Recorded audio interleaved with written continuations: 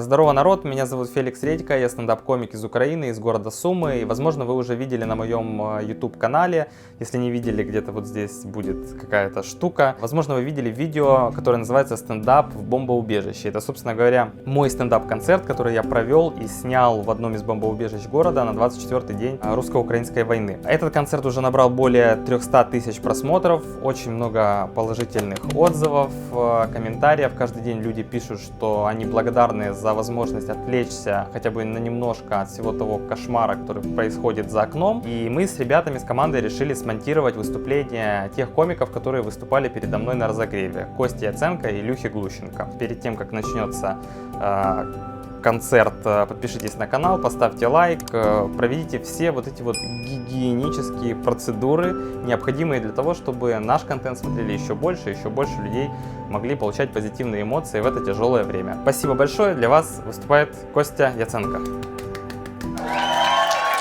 Так, привет. Вот. Спасибо, я люблю вас всех, вы молодцы. Вообще, если честно, я в последнее время в шоке. Вот это все, что происходит, просто чтобы обозначить. Я, очень ужасно к этому отношусь. Мне это все ужасно не по мне это, вот так я скажу. Не по мне. Я привыкаю потихоньку. У меня такая натура, я адаптивный человек. Я это понял, я с сестрой разговариваю, у меня сестра в Италии, я такой, у нас тут был артобстрел, я ходил в магазин и думаю, ебать, артобстрел. В какой момент я так нормально об этом говорю вообще, вообще в последнее время так много кушать начал. Нет у вас такого? Мне кажется, это на стрессовом фоне, но я постоянно с булочкой с какой-то. Друг Сирена, я с булочкой, я боюсь, что, вдруг что-то произойдет, меня найдут просто в подвале, вот тут булки, какие-то. У меня конфеты в подвале, ребята. Мы с батей сделали подвал вообще. Я сейчас про подвал вам столько расскажу. У меня появился личный топ подвалов за последнее время. Я хожу, я уже эксперт в этом. Я такой захожу, ага, у вас тут уютный лофт, минимализм такой. Минималистичные такие светильники, класс, 5 звезд. Я там хожу, стена несущая, не несу. Больше всего сейчас не люблю это чувство, когда я захожу к себе в подвал, а как будто бы кому-то домой. Я открываю дверь, они такие, оп, что-то там ходят, живут вообще. Думаю, ребята, сирены ж не было.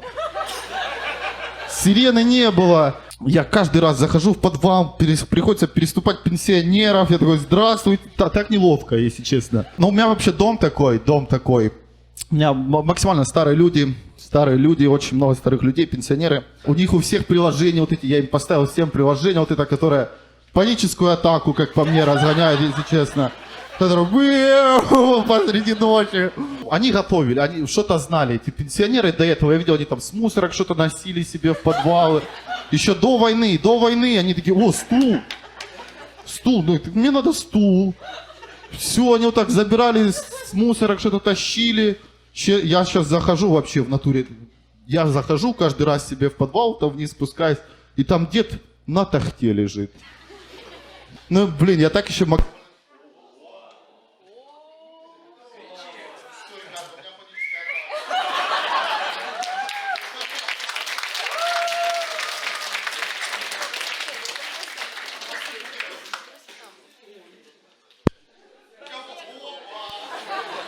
Опа. Я думал, я планировал обосраться, если честно, на сцене. Я давно не выступал. Тут еще и война. Вот это дед Коля у меня так на тахту к себе. Я говорю, дед Коля, лежите. Он еще так лежит постоянно, вот так. Я захожу в подвал, он вообще чилит максимально. Я еще, так неловко себя чувствую. Чувствую себя, как будто бы я не сделал домашку, когда в подвал захожу. Я открываю свой подвал, там у меня стул, достаю стул, а у них, диваны, кровати, у одного чувака гамак себе повесил. Я думаю, кто ты такой, вообще? Серийный чиллер, лежит на гамаке. Он, недавно, я захожу в подвал, такой, ребята, все внимание, заходим ко мне, подходим, всех собрал к себе, говорит, смотрите, и показывает видос, где Путин поляныця, говорит. Думаю, блин, я видел этот ТикТок, мужик, без тебя. Я столько их смотрю. Я не знаю, в какой момент он такой, я буду отвечать за психичное здоровье своего подвала. Недавно, блин, он такой, чувак, музычку включил нам в подвале. Мы час сидим под доброго вечера из Украины. И я думаю, все, после этого я ухожу. Мы переехали. Ну не после этого, и как самолет пролетел у меня над домом, блядь, я охерел, взрыв был вообще, я думаю, я так хочу удалить эти воспоминания у себя, думаю, нахер они мне нужны, так стрёмно. Блин, переехал к бабушке, бабушке, сейчас живу у бабушки, блин. Один раз я спустился к бабушке после этого доброго вечера из Украины, час чувак на повторе включал, думаю, чтоб у тебя гамак этот завернулся уже, блин, как-то, чтобы выключился у тебя телефон. Гамак нахер, вообще в коконе в каком-то лежит вообще, как бабочка. Лялечка, куколка вот эта. Лялечка, видите, я знаю какой слово. Украинский. Ой, смотрите. Я переехал к бабушке, мы один раз, я больше не хожу с ней в подвал, она решила, я раз спустился с ней в подвал, она решила наладить мою личную жизнь в подвале. Мы спустились, и она сразу, ой, Костя, иди с девочкой погуляй по подвалу. Вообще, думаю, это так ужасно, так кринжово. Там такие девочки, думаю, вообще жесть. Она еще специально громко начала говорить, Костя, девочки, у нас купец. Думаю, что попало, что происходит вообще, куда я попал? Я знаю, я вот это от новостей немножко обстрелился, чтобы наладить свое психоэмоциональное состояние. Я уже заканчиваю. Психоэмоциональное состояние. Не волнуйтесь. Все хорошо. Налаживаю свое психоэмоциональное состояние, сижу в ТикТоке. Я от новостей абстрагировался. Знаете, как я из каких людей? Я посмотрю расклад Таро на победу Украины. Вообще, ребята, буквально сегодня посмотрел, там женщине одной голубь мира приснился. Он сел ей на плечо, я думаю, фух, наконец-то. Где ты был, голубь? Где ты летал? Блин, жестко. Я сейчас смотрю постоянно вот эти прямые эфиры в ТикТоке, которые... А давайте пару ложечек зерна за Украину. Видели эту штуку? Я постоянно отправляю розочки, тиктоки, чтобы Украина победила. Ладно, все, ребята, спасибо, вы лучшие. В этом видосе, как и во всех предыдущих видосах, нет рекламы, но вы можете задонатить в проверенный благотворительный фонд, который помогает городу Сумы. Ссылку на этот фонд вы можете найти в описании. Следующий стендап, который вы посмотрите, это стендап моего хорошего друга Илюхи Глущенко. Илюха не профессиональный стендап-комик, он сценарист.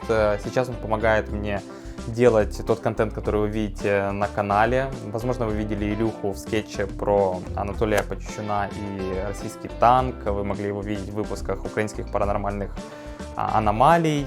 В общем, это легендарный чувак, но это одно из немногих его стендап-выступлений. Он просто сел дома, написал и решился выступить. Сильно его в комментариях не журите, получите максимум удовольствия. Приятного просмотра. Заметили, как фраза «русский военный корабль, иди нахуй» это изменило наше отношение к мату? Мне кажется, после войны в любой из школ України будет возможна такая ситуация. Петрик, це ти написав на дошці «русский воєнний корабль, іди нахуй»? Так, вчителько. Завтра до школи з батьками. В 3 класі треба знати, що нахуй пишеться окремо.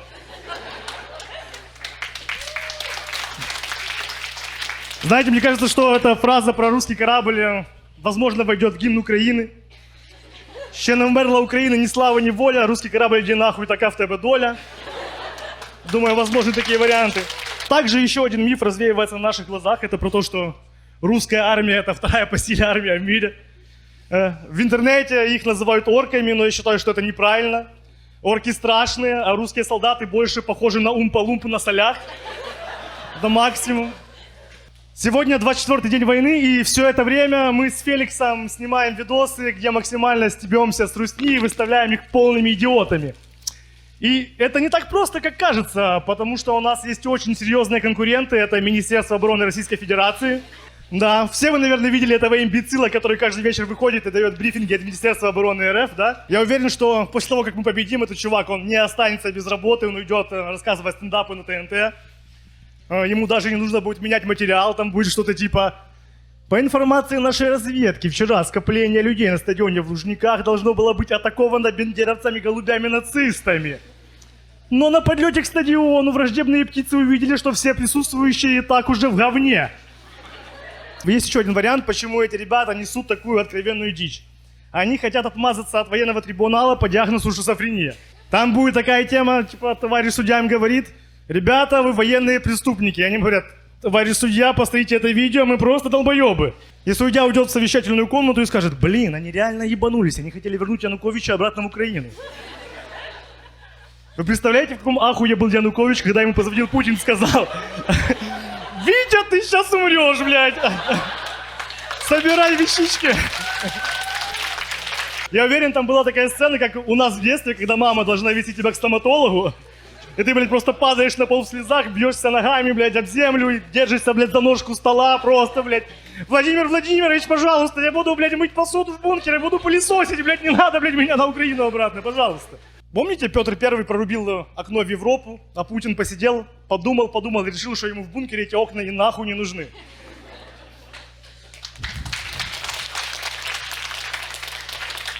Особое изумление вызывает так называемый народ России. Знаете, у меня прабабушка однажды говорила фразу, которая идеально описывает русских. Йому сиш между глаз, а він каже дощ іде. Права была мудрая женщина, это права. Знаете, этот народ очень сильно пугает перспектива быть свободными.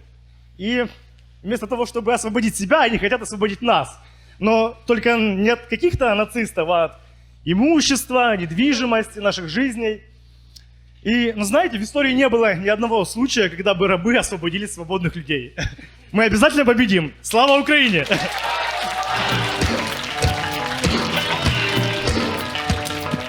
Это был Илюха Глущенко. Проведите его аплодисментами.